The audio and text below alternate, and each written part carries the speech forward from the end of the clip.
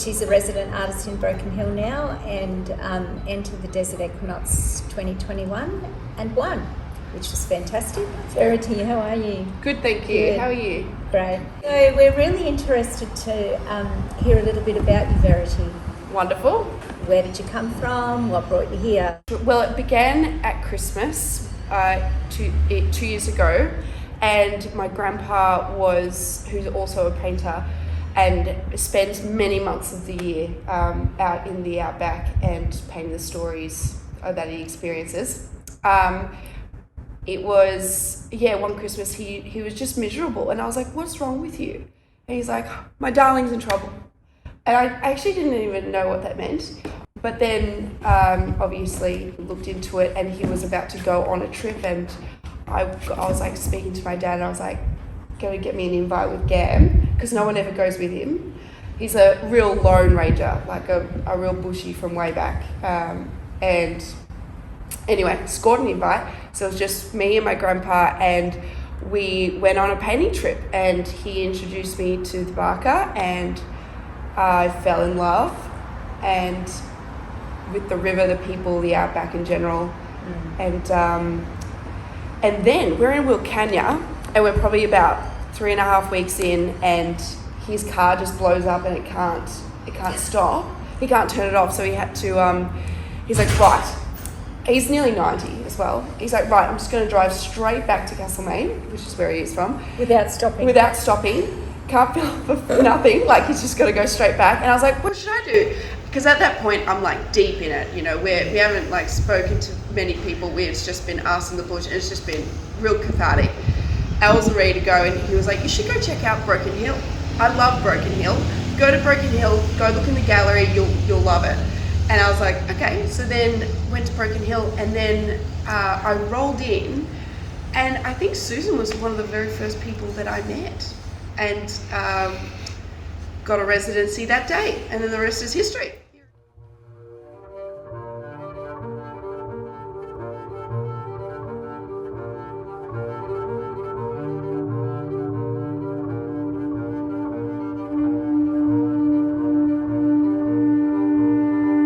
Verity, this is a great workspace. Are you finding that it's really conducive to helping you sort of get the feel of the outback into your work? Yeah, I do. I think I got really lucky with it, to be honest. I feel like most of my first few weeks in this town, and I need a big space. I need to move. I need the work needs to be human size. I have to be able to step into the work. So so it's kind of, now I know that, and therefore it's reflective of that open, expansive quality that is the outback. Brings the outback inside. Yeah, it's going to be borderless, you know, yes. And an extension from the body. So as you can see, everything is life size. And I like that scale, 1-to-1. That's where I think it's really powerful. And it's really hard to sort of get that in a small space. You No. really need to be able to move it around. I know you've got things on the floor, which you're obviously working on, and then other works that look more finished that are hanging up. It's great to have a space like that to be able to stand back and view it. Yeah, exactly.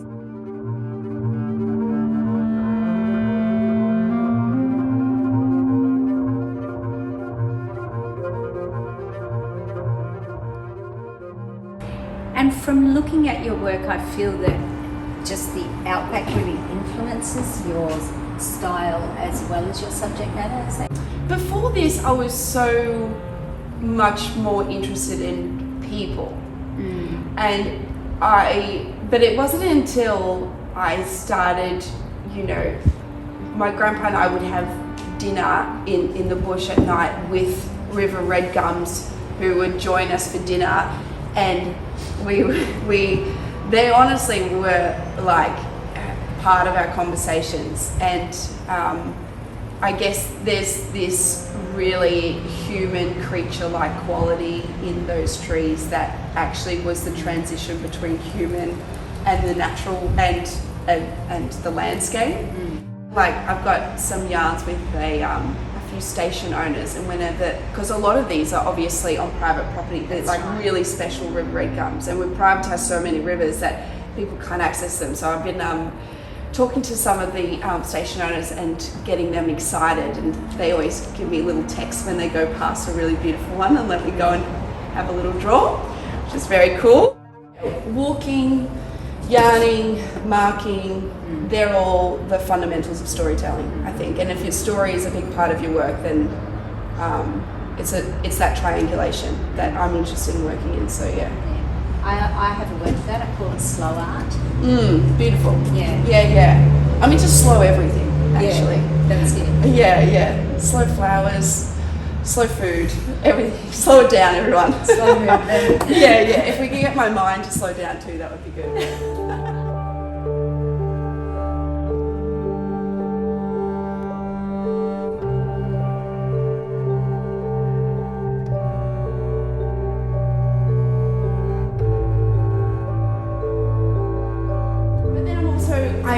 I find a lot of inspiration in, young contemporary artists like Jacob Boyland, who, recycles imagery, and then the old timers, the old classics like, Francis Bacon, clearly very influenced in this piece.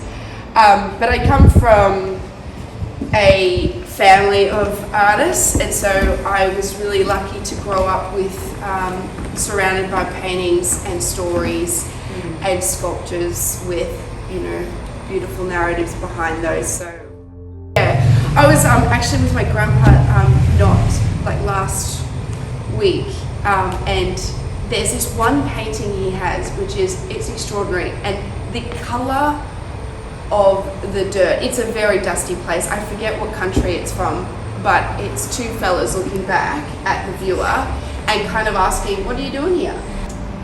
The colours in that, the dust, I always thought I would go to a dusty place because of that painting. I always wanted to go to that place.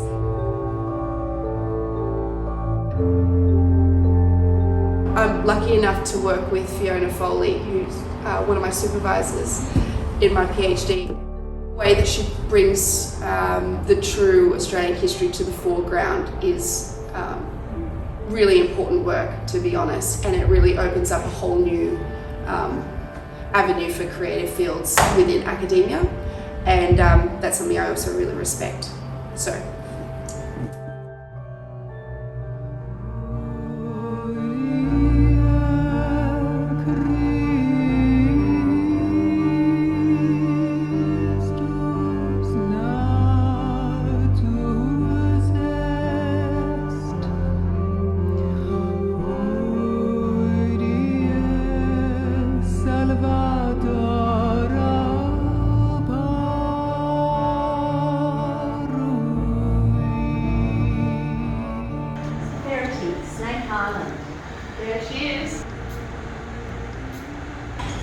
This is a story about me and a friend canoeing to Snake Island, which is a little island that becomes an island when the Menindee Lake is full.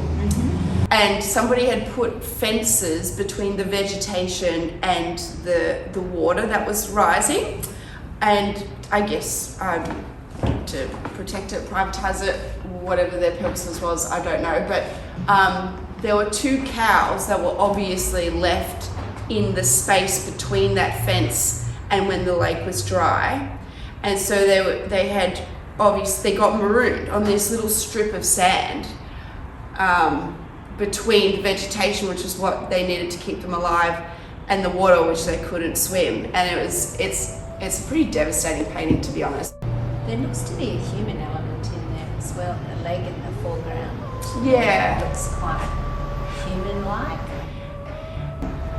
I mean, my work has a kind of dark quality to it in the sense that I think that the separation of the human and the natural environment is responsible for so much destruction. And I think colonization is the underscore to what that Anthropocene. So I'm actually having a bit of fun mixing, tree, human, creature, human, to play with those concepts.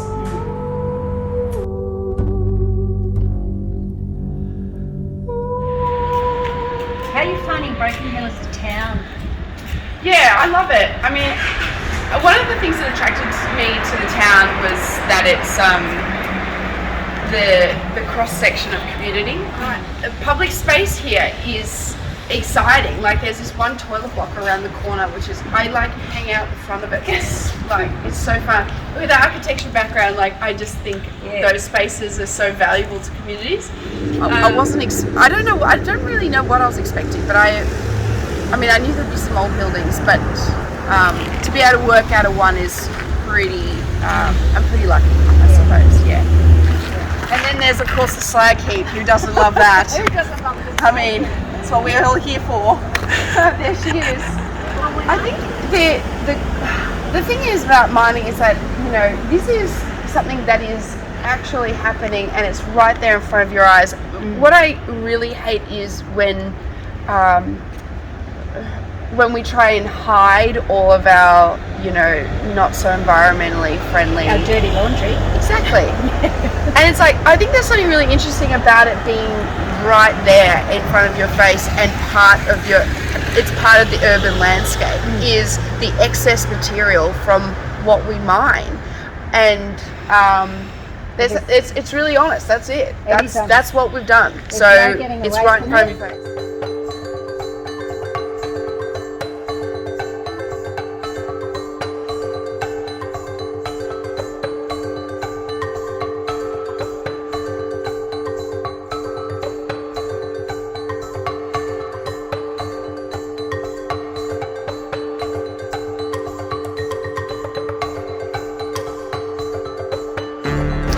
I will not be painting the slag heap.